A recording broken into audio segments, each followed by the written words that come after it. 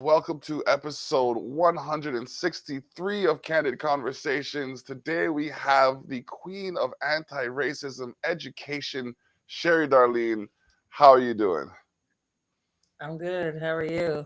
And it's the queen of authentic Oh, sorry, anti-racism education. authentic anti-racist. I knew I forgot something. It Authentic. didn't sound. That's a very important word. Yes, yes, it is. And no one should ever question your authenticity, especially after I said, still to date, 163 episodes of this one, 340 episodes of the last one, or the other one, and I'm still only been on my heels maybe 5 times, and you're 3 of them. I guess that's a good thing, right? It's a good thing. You're definitely keeping it consistent. Oh I man. try. I'm here all day. All right. I just don't know Awesome. how to be any other way. And that's really the honest truth of it. I really don't. But it's the best way to be though. Like to have to put on a guise or a facade is just too much extra work. It's like, this is me. If you don't like it, tough. Right.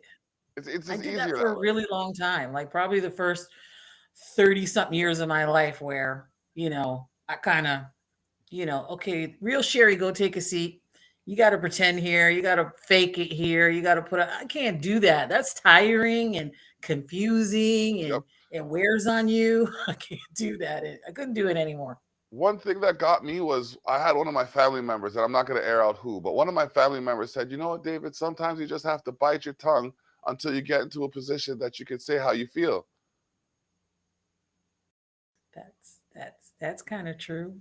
It So is in a very sense, true, but it's like, but is it right? no, I don't think it's right because what I have found, which is very kind of funny in this whole situation, is I did not give myself that authentic name. That authentic has just been keep coming up. So I took it because anybody that I interacted with since June 6th, 2020, that's the feedback I was getting from my workshops. Anytime I publicly spoke, it was like, and they appreciate it. It was refreshing. We're so tired of the surface stuff. We're so tired of, the tick the box conversations. Let's really talk about what's going on here and what we can do and find solutions. So I'm actually in most rooms very appreciated for it. Ah, yes, I definitely appreciate the work that you do. Let's talk about June 6th briefly. June 6th, 2020 was a historic day for the Niagara region and yourself as well. It was the first Ever. meeting. Tell us about it. It was the first ever. I mean, I looked it up. I went and searched Niagara Falls history. Nothing like that had ever been done in Niagara Falls for on the subject of racism and injustice. And never had they had anything like that and that amount of people show up. So it literally was historic, which is why it's in the History Museum at Niagara Falls History Museum, which is Yeah, fantastic, right? yeah. I mean, I do have the video here that kind of highlights some of what was going on that day. I believe this is the video. Yeah, that's I the still video. get goosebumps when I go back and watch pieces, and I'm still finding videos that people had that day reading comments about just reading the comments of how people were saying how emotional the day was, how it was moving. I had a woman, a photographer, she literally travels around the world to protest, to take pictures. And she Mhm. contacted me and she said, I have to tell you, it's unbelievable that you've never done that before, that you did it in a week. She said that was one of the most moving protests and demonstrations I've ever been at in my life. And I travel, she's like, and I was at the pussy one, the pussy hat one. She's like, there was just something about, that day. It was the perfect, it was just, yeah, I still get goosebumps.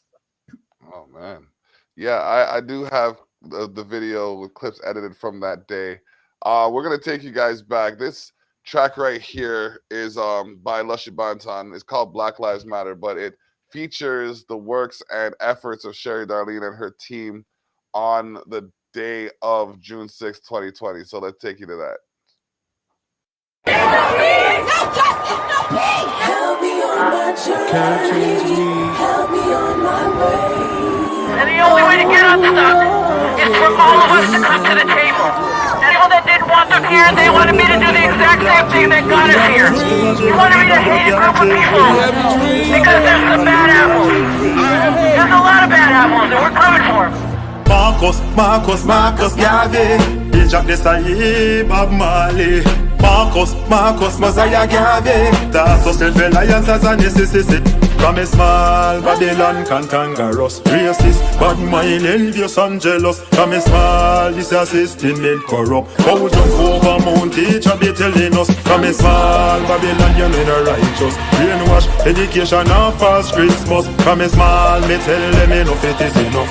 Dirty Babylon, give me back all me. I have a dream. Dr. Martin Luther scream. Mandela fighter till him tired. It seems Malcolm X. No excuse or sorry. We need to get it done by enemies necessary. We own bank, we own school, we own library, we own black wall ship without no apology. Time to cash out 500 years of slavery. Repatriation, they couldn't get the family. Life matters. Matters to it. Africa we say by enemies necessary. Life matters. Matters to it. I and I represent His Majesty. Life matters. Matters to it. Africa we say by enemies necessary. Life matters. Matters to it. Nothing Babylon never you can't change way. 500 years ago, who not think this a go so. All this BS where black people under. All the book no work, they no we know in a them there something. Now we are raising it up, no better move no happen. Black is duty, absolutely, tell me real, it is my duty to be judged, to be jury, to protect us from them. Can you hear me? This the weary Babylon can be so scary. Remember slavery, we fear daily, quiet to them punch. Yeah, they predicate, but man, let's get in a song. She in check this, I fight the revolution. Justice RL, shout, Louis Farrakhan. Dr. Steele, business, no introduction. Life matters, matters so it. Africa, we say my enemies, yes, it's so life matters, matters so it. I and I represent His Majesty. Life matters, matters so it. Africa we say by any negotiation. Life matters, one voice, matters so one it. message, Nothing but the one never you unity. can't change me. Life matters, matters so it.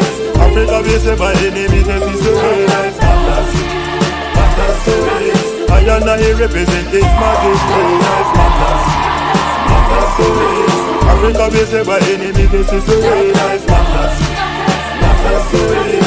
Nothing but the never you can't change me. Help me on my journey, help me on my way. Nothing but the never you can't change me. Nothing but the never you can't change me. Help me on my journey, help me on my way. Nothing but the never you can't change me. Nothing but the never you can't change me. Life matters, matters to it.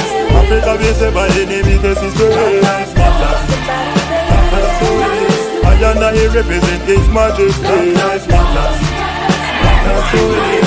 Africa we say by enemies necessary. Life matters, matters to it. Nothing but the never you can't change me. Oh, Canada, we stand on God for you.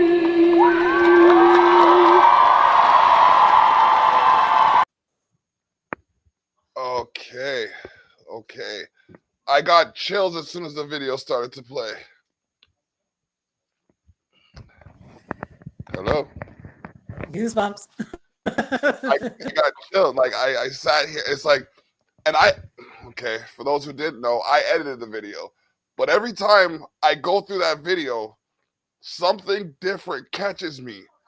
And like coupled with the lyrics, it's just like, if we actually learned how to get along, we'd be so far. Like, look at how many people you brought together in a week. Like, those streets were full. The streets were, there was no space for cars. There was no space for police. It was just the people led by you in the streets. And like, how did that feel to have such a following? Like, okay, let's talk about the feeling of putting it together compared to the feeling of it actually coming to fruition.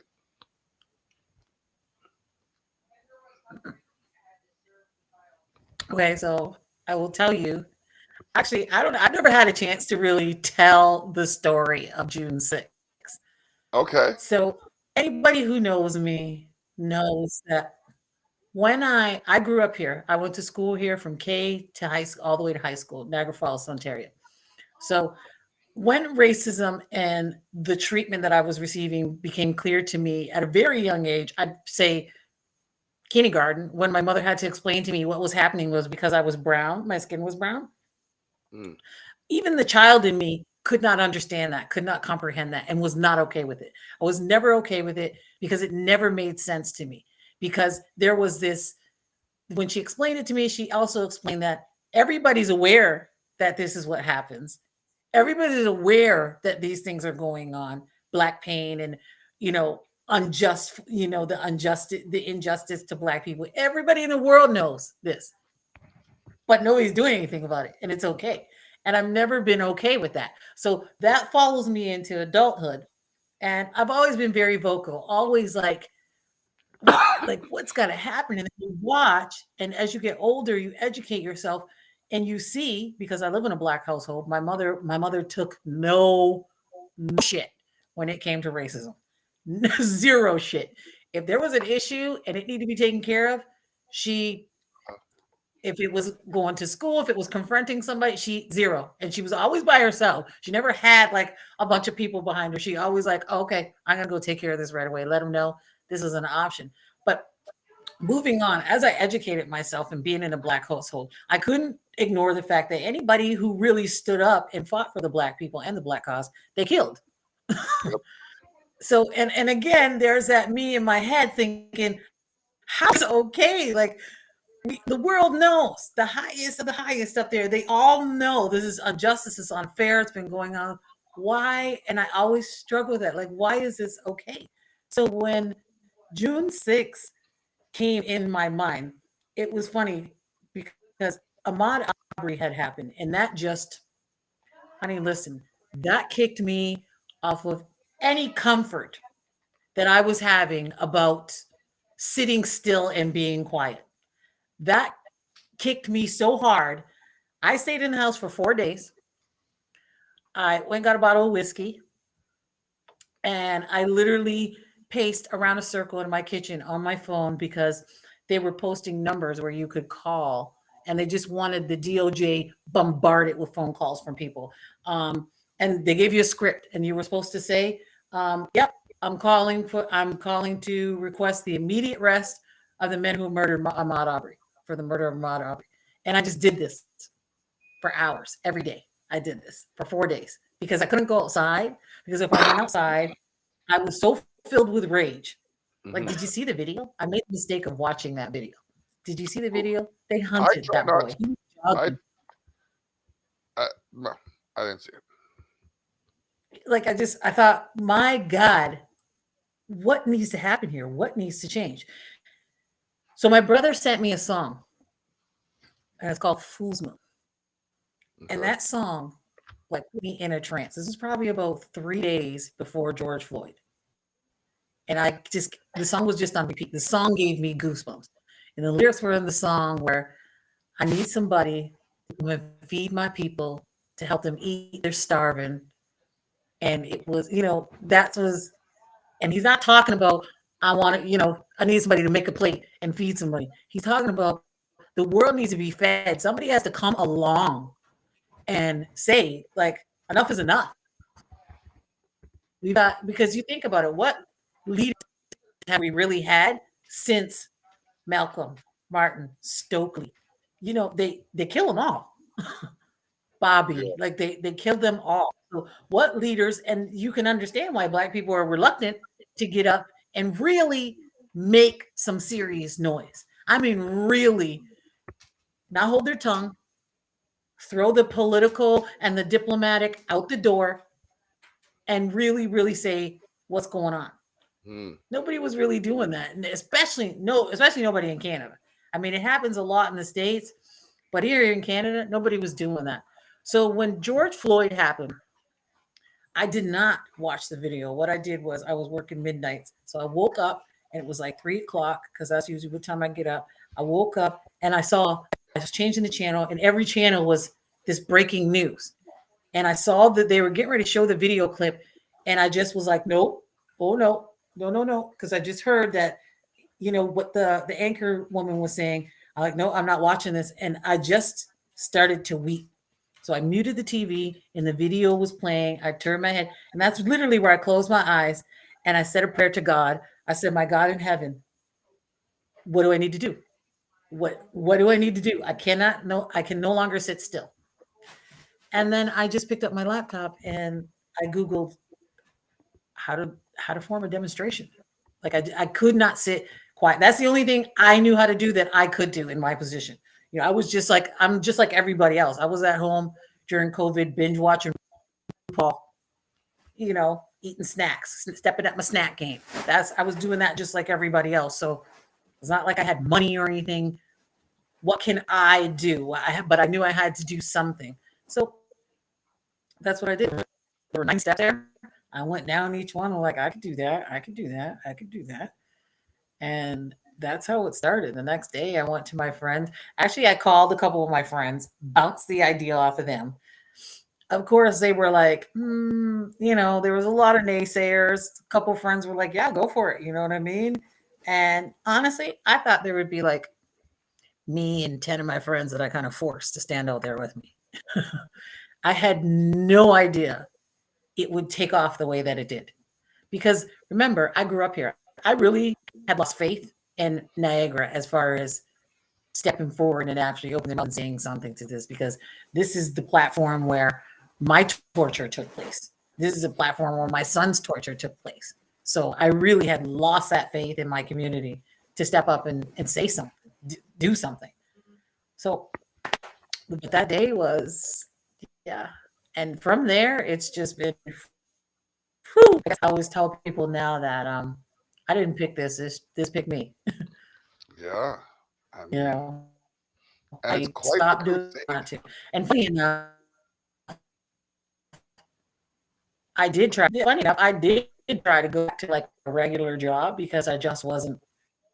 I wasn't able to make ends meet on what I was doing in the community. So realistically, I had to go and get a job. Nobody will hire me. Nobody will hire me. I did the first couple of weeks with the Justice for Black Life thing on my resume.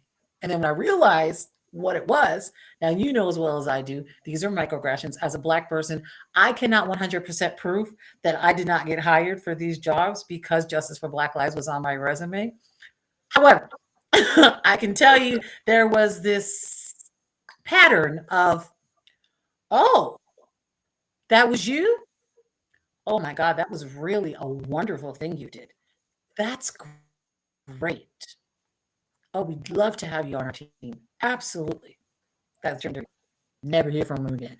Never get an email. Nothing. So then I went back to the job, Jim, where I did my resume, and I took it off my resume. And I Okay. remember the secretary saying to me, why are you back here? Why? I said, I got to take it. She said, why are you taking, because I printed it and she was checking it. Lady, I need to pay my bills and nobody will hire me. So I took it off my resume. It really doesn't matter because they go to your social media and Google you. Mm. You know, I get the in the face, the fake. That's great. That's wonderful what you're doing for the community. No fucking way do we want her at our job. Oh No way. She might kick up some sand. She might, rustle some feathers. We're definitely not going to be able to get away with anything that, which is not really true. As long as you're doing the right thing. Like I'm not at the bottom line. I do have to eat. I do have to pay my bills, but man.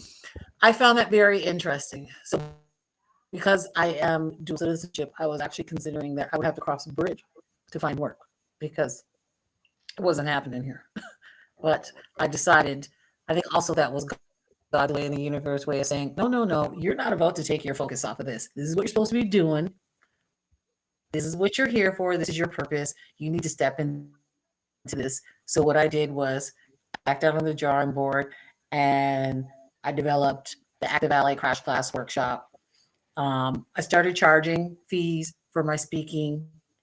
and it's slowly picking up. And I think the feedback is incredible. So that's just, I'm going to stick to it.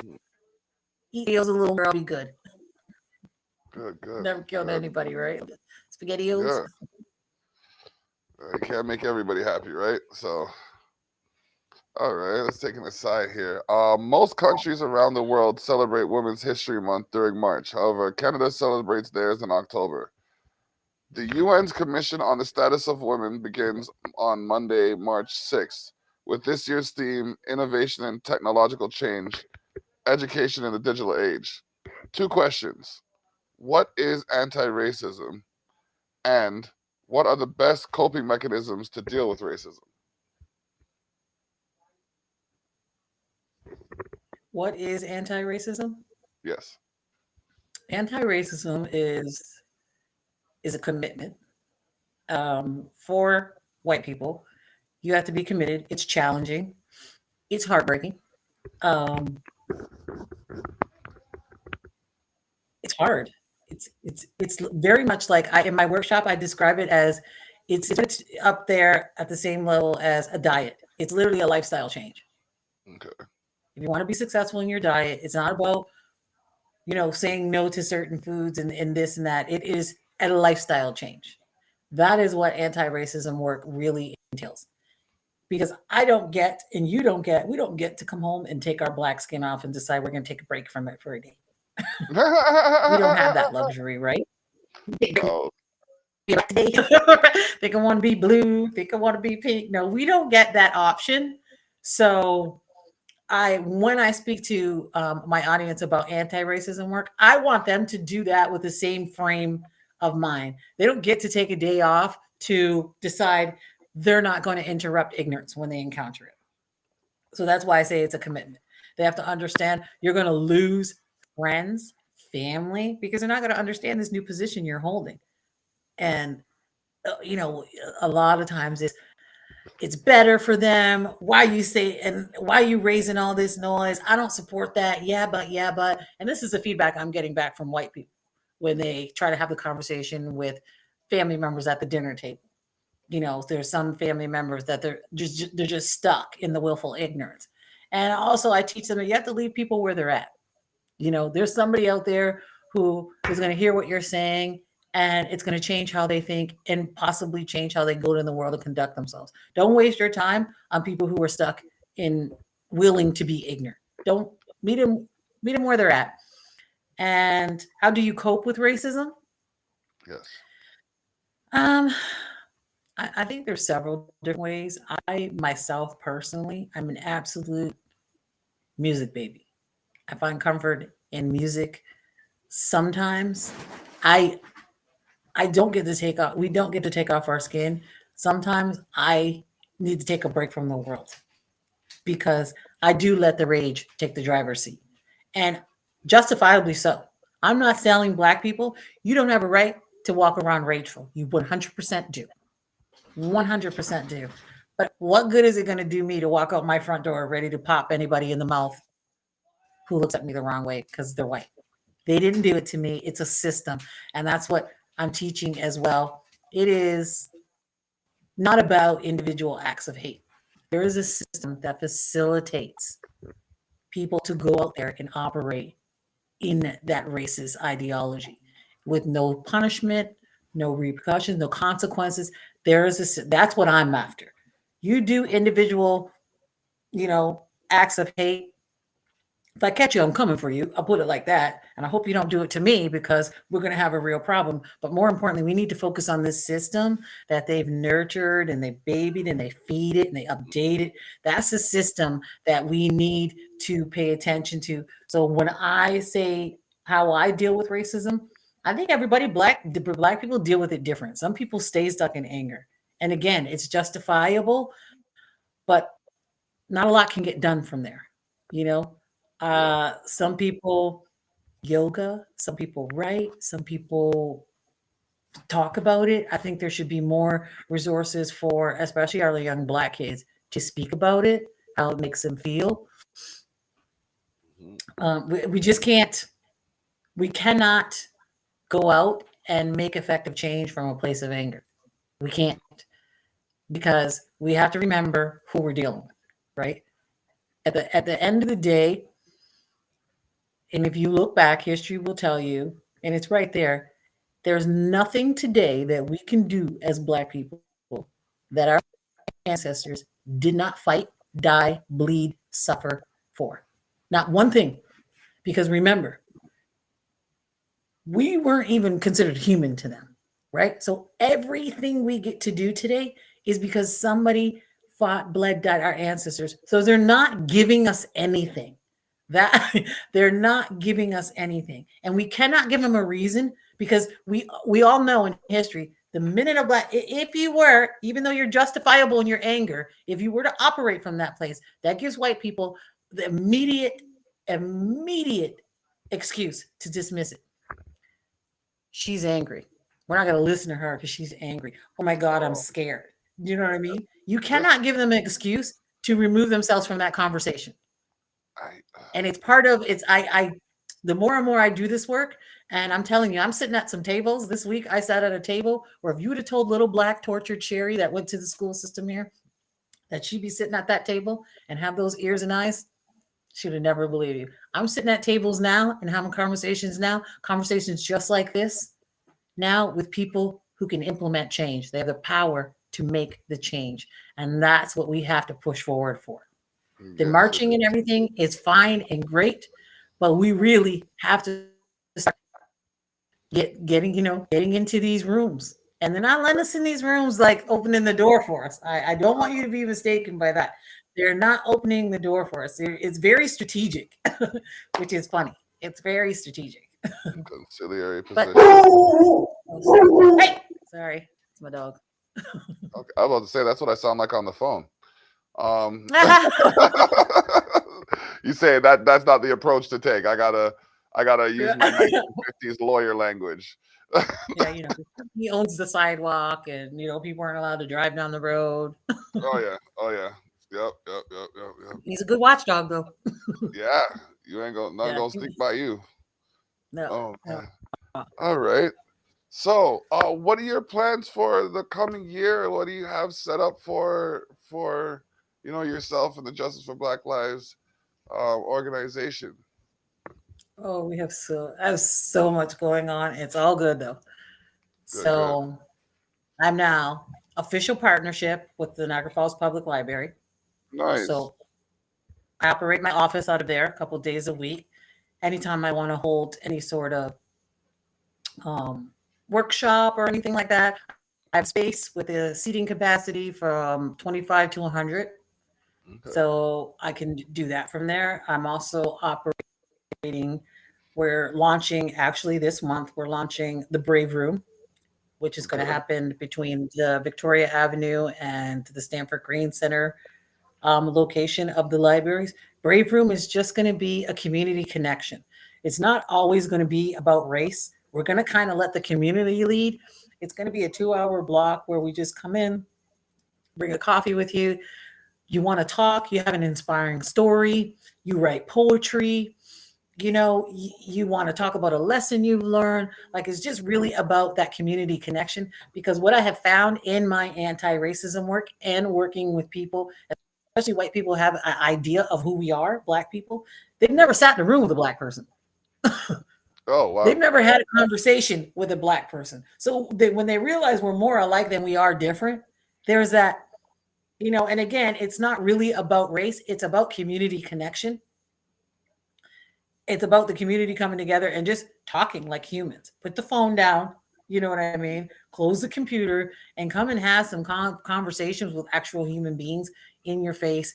And we're looking for the community to really come out, and we're going to provide, you know, we're going to provide a bowl or a box, whatever. And if there's subjects that they want to talk about, they can just add it to the box. We're really going to let the community lead us in what direction this goes. Okay. If you want to talk about something you love, or pay homage to an important person in your life, like, it's just about talking.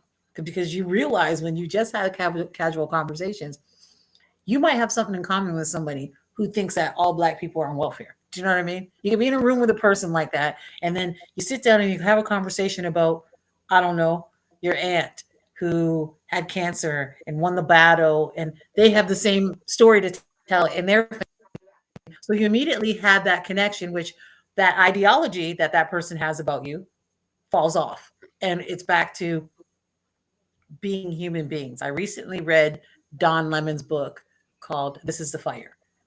Yeah. And it's, listen, get this book, read this book. It's literally, I don't know, it's literally like, just like you said in the beginning, imagine if we could just all, for the most part, Black people want white people to stop this state of denial of what life is like and reality is like for Black people for over centuries over. We want the denial to stop. We don't want any money.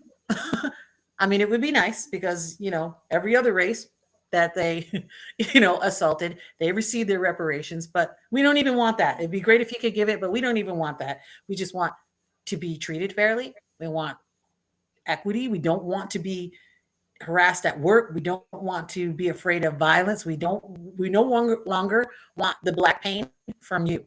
And we want you to get out of the state of denial. And it's just like you said at the beginning. So we can get white people to remove themselves from the denial. Then what do we have? We have a conscious white person. A conscious white person with a person of color equals harmony. Does it not? It does. It does. Does it not? If you can say to me, and that's where I think that's where all of a lot of I know for myself, I sit in that room as well. A lot of my anger Yeah. towards white people in some instance comes from that state of denial. Like, what part of this don't you see or don't you understand? The facts are there, the history's there. Like, how could you possibly make an excuse? And these are the people that watch the George Floyd video and turn around and say, well, he held a gun to a pregnant girl's stomach 2 years ago. I don't give a shit what he did 2 years ago. I really don't. It's not a very nice thing that he did, but what he should do, just like Dylan Ruth, is if he's a criminal, he should be treated like a criminal. He should get handcuffed. He should get escorted down to the police, you know, and he should get his picture taken. He should be cuffed and booked and put in jail Yeah. alive. Right.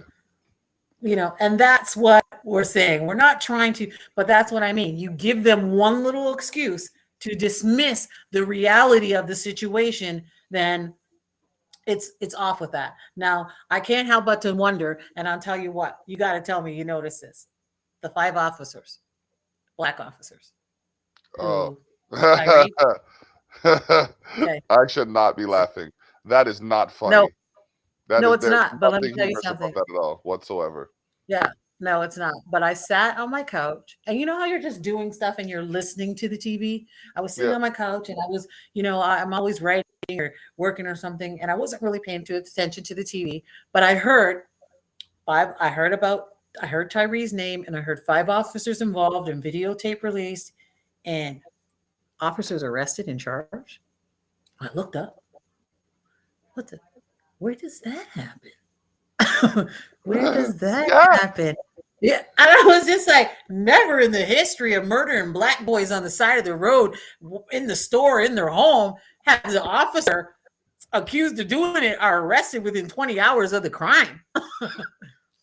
And then they put the pictures across the screen, and I was like, oh, okay.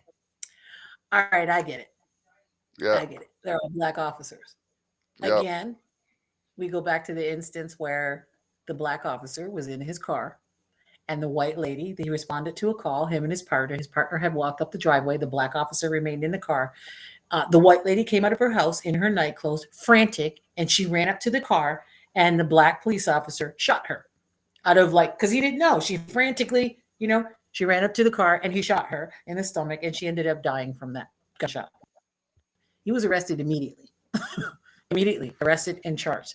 So for a white person to tell me that they don't see that, and it's like Benjamin Crump said when he stood up there with the family of Tyree, he said, I want this to be the blueprint of how we deal with officers involved in things like this moving forward, because it hasn't been. And that's it's the kind of things like that that I'm talking about, that white people will go into this state of denial, like, and you know why, you know well as I do why they did this. The media supports this narrative of black crime, black inferiority, black gangs. They support that. I can't tell you how many times I saw this story over the news, just plastered, plastered. When that white boy went down to that protest and shot them people and walked home, walked, not only did he walk home, get on the bus and go home with his rifle on the side of him, while people are screaming at the police officers, he just killed somebody.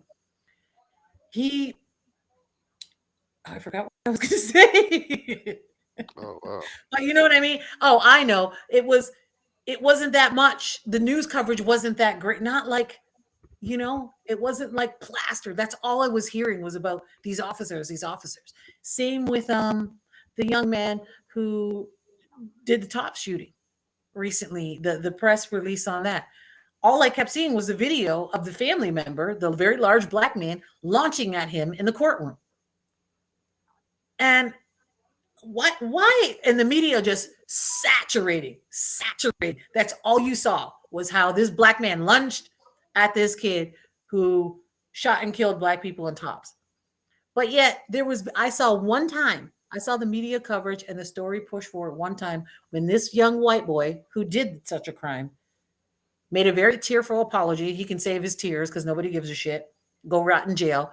But yes, he did a very tearful apology. And to me, that is the shit that they need to be flooding and saturating, because he had the power, he has the power, his words have the power to dismantle, or at least make that our next white young terrorist who wants to go out and murder people because of their race, the color of their skin. He said, "Don't do what I did. I was, I watched, I followed down that rabbit hole of the media. I believe what I was reading online. Don't do what I did. Don't follow what I follow." Why not push that narrative forward? Why focus on this large black man lunging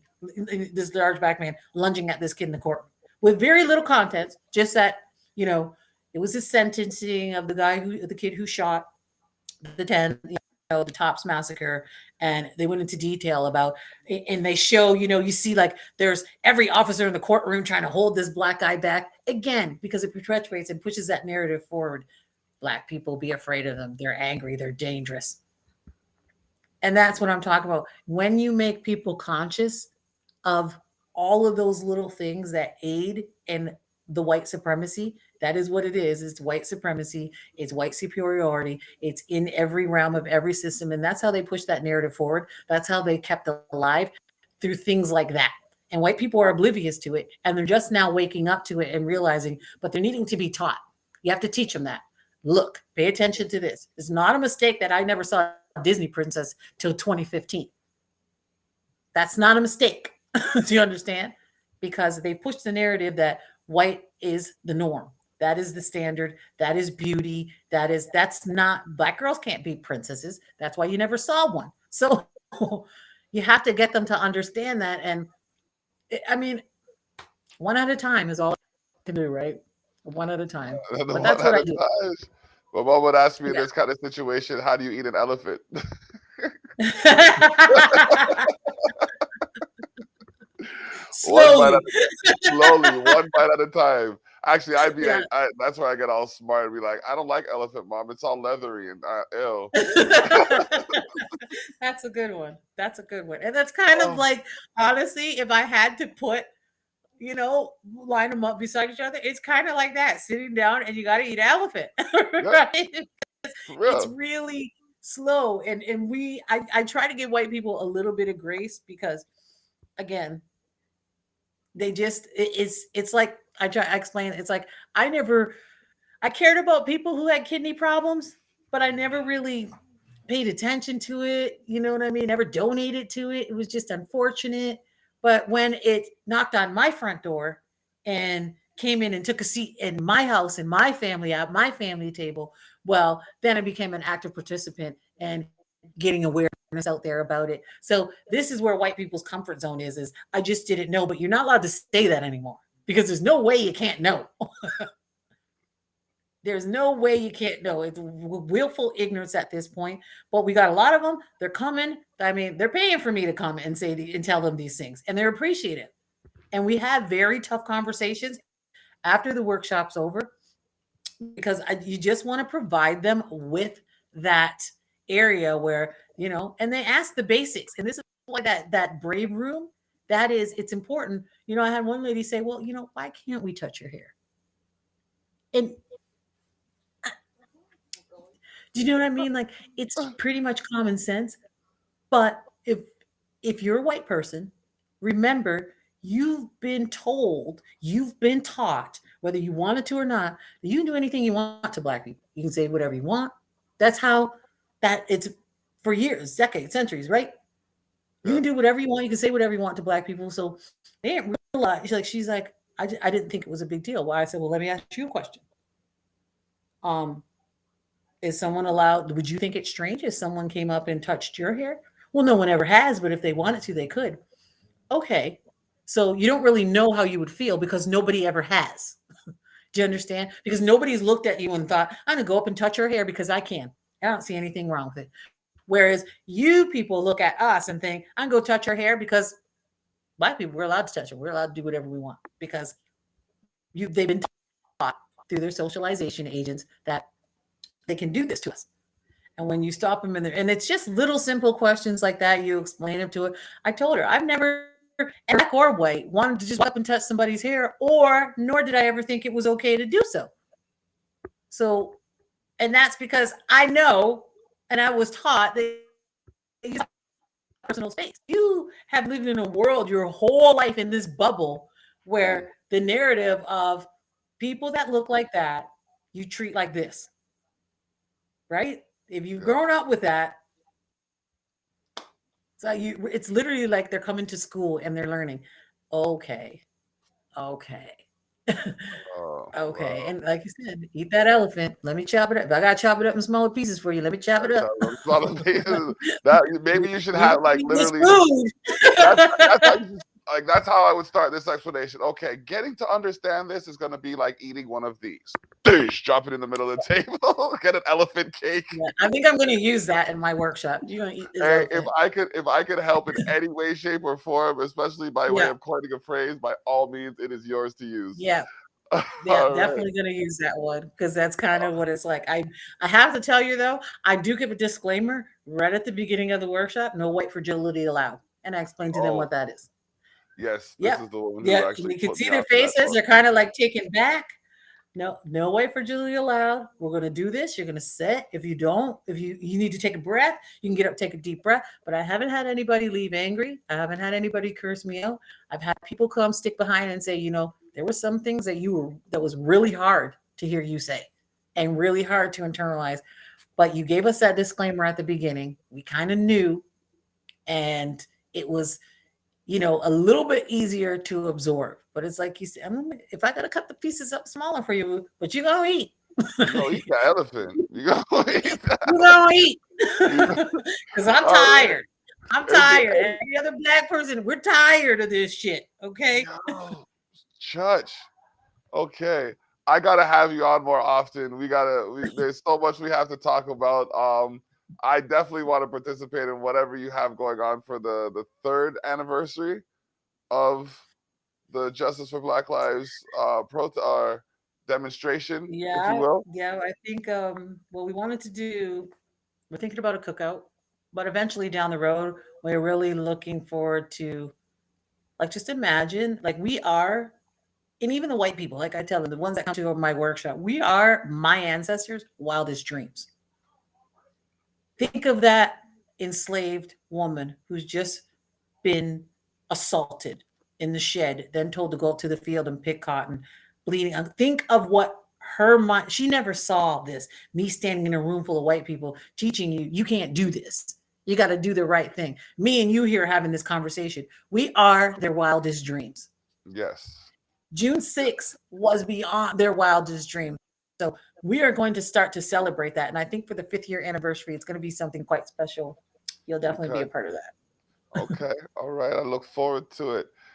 Is there anyone you want to say thank you to before we head out? And I didn't flip the script, so I will because I can only imagine what you have in your mind to ask. Usually, when I flip the script, I give the guest the opportunity to be the host and ask whatever questions they may have or make any statements they have to make. So I want to give you the floor before we close out. So I get to ask you a question? Yes. Okay. Given your platform that you have, Hmm. um, what are you doing in the area of anti-racism work? Because I know you have a biracial daughter, and Yes. I'm wondering. So it's a two-part question. I know you have a biracial daughter. Hmm. Um, are you teaching her, like, does she identify as a black woman because that's how she's going to be treated, right? And are you teaching her that? And then how do you operate from all your, because you have many platforms, how are you operating in the anti-racism field? Oh boy. Okay. That's a question that's gonna give you got to give him an ignorance is not bliss in the day and age. No one can hide. It's okay. A big okay. So to answer that question, all right. One, I tell my daughter all the time, and I don't know if you well, this is what I tell her. I said, you're just as black as you are white. You don't appear as white on the surface, but Mhm. you have genes and you have ties to a white culture. So you have to respect Right, that as much as you respect your black culture. right. But with that being said, they're gonna treat you like a black woman. You're gonna hold your friends, some of your white friends are gonna be able to do things that you are not gonna be able to do and get away with. Yep. You're gonna have to understand that it's gonna make you angry, it's gonna be unfair, and it's Hmm. gonna be unjust, but you have to just if you come across a situation where the police are involved, you just have to hold your tongue, be polite, and be respectful until I get there. And then when I Yep. get there, you can let them know how you really feel. Yep. So, Yep. Yeah. but yeah, no, it's definitely hard because like first of all, it's like I'm the male, so there's that little bit of disconnect. Like I connect with her very well. We have communication, but there's things that Hmm. she's going to go through that I've never experienced. So she's going to come to me and I'm going to have to rely on somebody else to get information for to deal with that. But at Yeah. the same time, it's like I try to let her know I'm here for her whenever like anything she wants to talk about. Like my reaction might not be the greatest, but Yeah. if you want to bring it to me, let me know and we'll discuss it and we'll go over what needs to be talked about and everything. So, um, Hmm.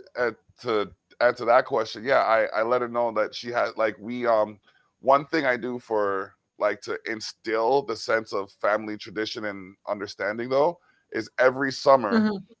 for a week she goes to her mother's parents and then she goes to my parents and Oh, our good. families on the way down, and she's been doing that since she was like she was born. So she spends a week in the country and a week in the city and she gets to learn and live Right. both like familial Right. Yeah. lifestyles. And like I didn't even know she liked country music until I got into the car one day and she was just jamming to country. She was like, hold on a second, like I programmed you to jazz. She's like, yeah, I know, but like she's like, and it's like when you watch the kids develop, you see so many different things like their styles of clothes. Like she likes the Grateful Dead and all kinds of stuff like that. So Hmm. it's amazing to see her difference in style choices or like personal choices. But Hmm. where it comes to the platforms now, I do my best to include um a diverse set of content, diverse content really. So like I'll have people of different cultures on from different backgrounds and we'll talk about what's going on and we'll try to establish common ground. And that's one of the things that I find help with communication. Like if I Hmm. right off the hop say it's like, oh, if I could find a common identifier, like, oh, you like baseball caps, so do I. I got a collection at my house.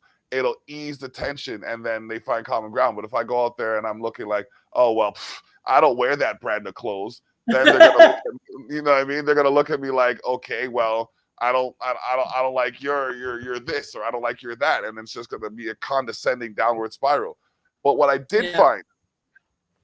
did find, and I use these mediums to talk about, is that people are quicker to respond to ignorance, much quicker to respond to ignorance. If I did this perfect example, I was in a grocery store, saw this gentleman. I'm a connoisseur of watches. Since I got my smartwatch, it's the only one I wear. But like I used to collect watches just for the sake Hmm. of having them. I still have them. My daughter just dusted them off for me. I So heard it was her. one of those chores. You remember the aforementioned chores? It was like she would give me that lip. I couldn't have it. So so I was just like, so I saw the guy's watch and I was just like, oh my goodness, that's a nice timepiece. He kind of looked over his shoulder and ignored me. I was just like, and it was a white guy. I was just like, all right, cool, whatever. So I turned to the person I was with and I was just like, it's really funny. I compliment the guy's watch. He ignores me. I bet you if I were to call him an ignorant dick, he would have said something though. He's like, oh, he turns around. He's like, oh, excuse me. I said, you see, you just proved my point. He's like, pardon? I said, a Yeah. nice watch. You know what I mean? I didn't carry on with ignorance. I just said, nice watch. And then went on. He's like, oh, thank you. I didn't know you were talking to me because you were with somebody. You knew I was talking to you. We made eye contact, bro. Yeah. It's like, Yeah. what are you Yeah. saying to me? So, It's that yeah. decision, right? They have to make in their mind. But Well, also, before we go, I wanted yes, to say I did mention that I'm in partnership with the Niagara Falls Public Library. yes. We are doing a groundbreaking chapter by chapter monthly book club of white fragility, because I Oh think my that should be the God, white you people's got time. Bible on racism. Yes. Yes, we are doing. Remember, I told you I was waiting Yes. until COVID went past because this is not a book. I just want to do one book club meeting on the whole book. No, no. We're going chapter by chapter at the Niagara Oh Falls man. Public Library. Check out the website once a month. I think it's the third Thursday every month. We'll review a chapter. We'll talk about a chapter. We'll dissect that chapter because that book is very important for white people to move forward in their anti-racism work, or just to be aware and just not participate in systemic racism anymore. Mm-hmm. Yeah. Yeah, we got a lot of stuff going on. There's I'm doing a lot of stuff, a lot of workshops, things like Yep. that, a lot of speaking publicly. Like I said, I'm often on your TV with Mike now, Okay. working our way into maybe a permanent position, something like that down the road. But try to get on the show once a month. I'll be on.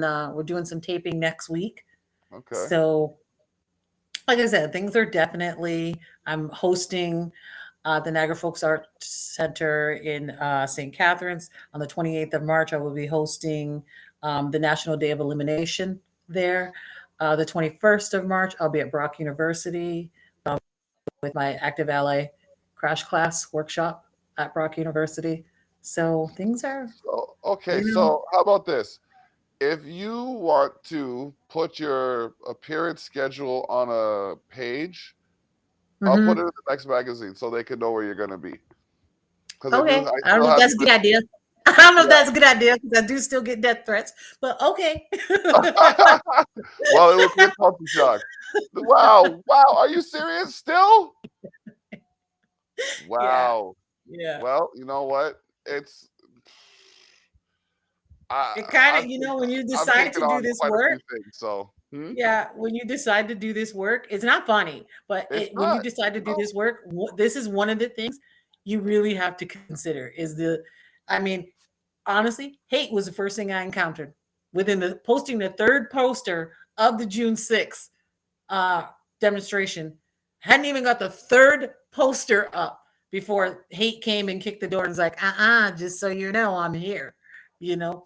So Oh right wow. from the gate, it's been right from the Oh gate. wow. And of course, we have our wonderful city politicians that what happens when a strong black person steps up and she says things or he says things that's very uncomfortable. True, but they're very uncomfortable. What's the Hmm. first thing white people do? They Is want to they get have rid to of. discredit you. So Oh yeah. when you encounter the smear campaign, just know I'm starting to embrace them. Just know it's because I said something that rubbed them really the wrong way. I said something that was true. I pulled their card. So that's where these smear campaigns are coming from. I just want my followers to know that. So when you see the smear campaigns, know that that just means I'm out there doing my thing and I'm doing it good. Mm. Every hater just means you're getting greater. Every new hater just means you're getting greater. That's all you got to look at Right? it. Especially Right. if you're doing a good thing from a good place, and they're just hating, don't even worry about it. Just do what you have to do. Well, there's that, like I said, we gotta talk. Yeah, yeah, yeah, definitely, We gotta talk. Yeah, definitely. yeah. All right, But cool. just know, I want everybody to know out there, um, there's no reason for me to ever lie because I'm not that type of person, right? Even if I'm wrong, I don't have a problem admitting I'm wrong. When I make a mistake, I don't have a problem admitting I'm a mistake. I'm still learning. We're all still learning. We learn to the day we die. So Mm, when you hear about these things about me, just know you should probably come to me and find out what really happened, yes, what's yes, really going definitely. on. Oh Yeah. my goodness, this has been enriching, exhilarating, Yeah, and you have to be energetic. back. You are definitely a treasure, and I want to see. Like, I'm serious. I want to see that talk show. If I got to be executive producer or something, give me a couple. Let me get right on the media side because we just got a radio station over last year. You know what I mean? And like we're doing these podcasts. We got the magazine, so Awesome. I'm going for the full cycle of media. So TV's Let's next. do I it. just Let's wanted to do make sure I was on the it. internet enough. Let's do it. Let's do All it. right, sounds good. All right, Thank you ladies for and having me. gentlemen. It was great to catch up with you again. But yeah, we'll have to touch base Yes, for and sure, for sure. I'll let you know. We got a lot of good stuff going on. Gonna All create some right. space for my brothers, for my sisters, and that's white and black because Yep. we are Yep. so much more powerful together than we ever were Yes, we apart. are. Yes, Yeah. we are. All right. For Sherri Darlene, ladies and gentlemen, this has been episode 163 of Candid Conversations with yours truly, The Block. And like I said, thank you for joining. Thank you for watching. Please like, subscribe, share, follow, add, all of that fun stuff. And check out justiceforblacklives.com and justice number 4 blacklives.com. Check it out. Yep. Let's Yep. up. We out. Bye.